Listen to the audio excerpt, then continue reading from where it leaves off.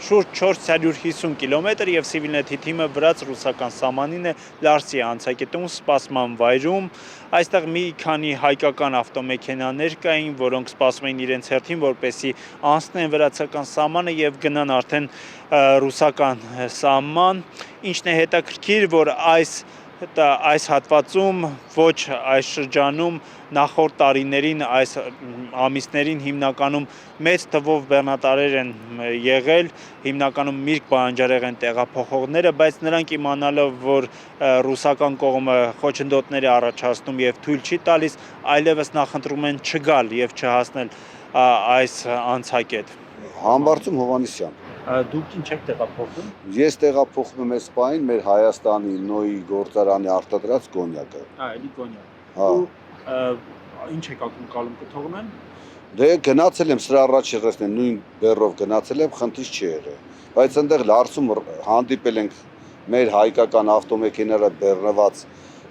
պամիդորով, բիբարով, վարունգով 16 օր կայնած են եղել դե 16 օրից հետո էլ այնտեղ 10 մոտոր ա եղել, հետո է շատ գիտեմ ինչ մեծ խնդիրներ առաջ, հետո հետ էին ուղարկել։ Այդ ես տեսել եմ ականատես եմ եղել։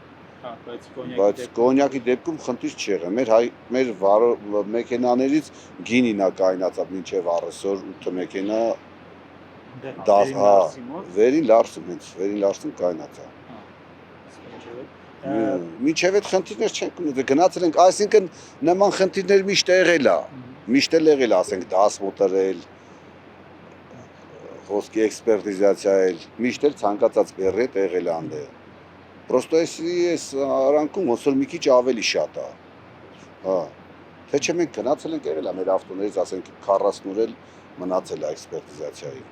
Մինչև ասենք գնացել է, դե հաշվում է աշխատանքային 15 օրվա ընթացքում։ Դե գնացեք է մինչև պատասխան եկեք տևել է 40 օր, մի ամիս, կարող ավելի շուտ, կարող ավելի շատ երկար է մնացել։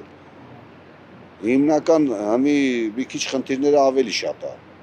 Որտեվ եթե խնդիրներ չներ, այս տայանքից էս դադար չէր լինի, հերթերն ավելի շատ կլներ, մանավանդ այսօրվա այս սեզոնի պահին մենք Հայաստանի շատ բեռներ ունենք անելու, Հայաստան ավելի շատ բեռներ կա բերելու։ Միրգ բանջարեղեն։ Հա, միրգ բանջարեղեն էլ դեից էլ դասից էլ հենա շատ ավտոներն են գնացած են, բեռեր են բարձում տանում տեղափոխում են։ Դա խնդիրներ եղել է միշտ, բայց ոչ ասենք այս ձևի բարդ վիճակով։ Օրինակ Հայաստանում շատ բեռնատարներ են, կոնկրետ ասենք մեր վարորդական լեզվով ասած ֆուրեր, որ հիմի կայնած են։ Ասենք այդ մարդկանց կարելի է համարել գործազուրկ են։ Առավոտյան եմ մտել ստայանք են։ Եվ ակնկալում եք երբ։ Ակնկալում եմ, որ երեկոյան ու ժամի կամ գիշերը մինչև առավոտ դուրս կգամ։ Դե լսել եք նաև որ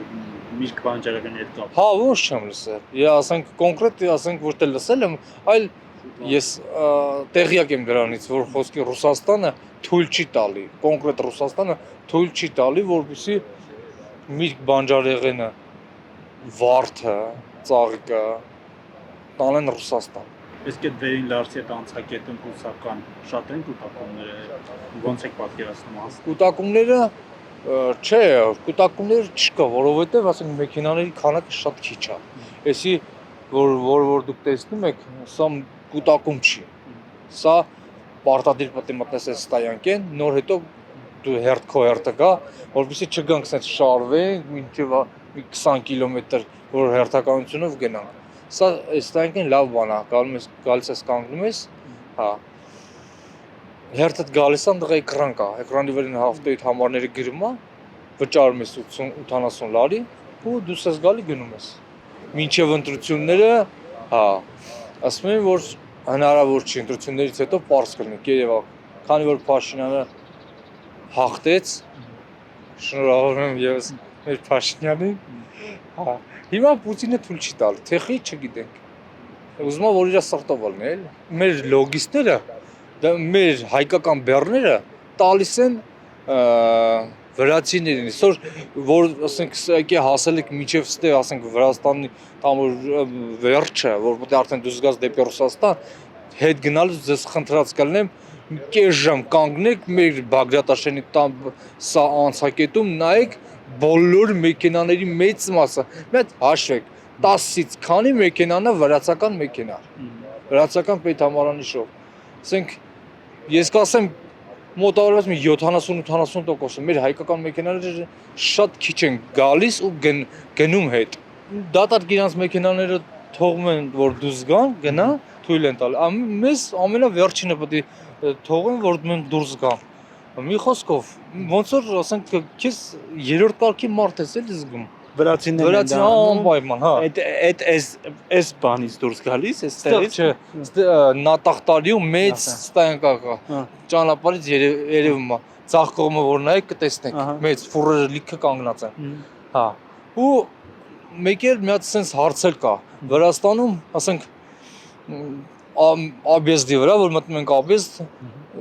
տրանսպորտնիկ է կանգնում, ասենք բռնում են, ասենք խոսքի մեքենայի պապրեսի մի թեվակի ճակ որ լինում է, կամ պակշկան մի քիչ մաշած է լինում, մինչև 5000 լարի, 7000 լարի շտրաֆ են գրում, որը որ իրանք իրավունք չունեն, էլ իրանք տրանսպորտնիկ չունեն։ Ճիշտ է, Ռուսաստանում ունի տրանսպորտնիկ, ասենք տրանսպորտնիկը ստուգում է